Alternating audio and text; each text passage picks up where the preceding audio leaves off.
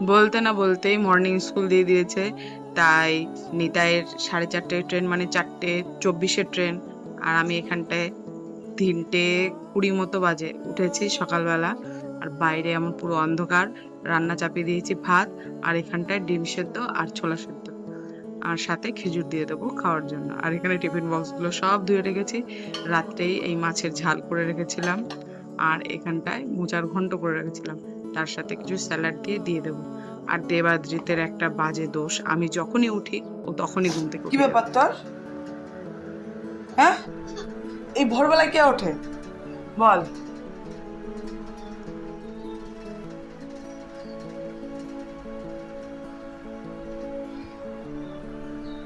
হ্যাঁ, এই ভোরবেলায় কে ওঠে ঘুম থেকে?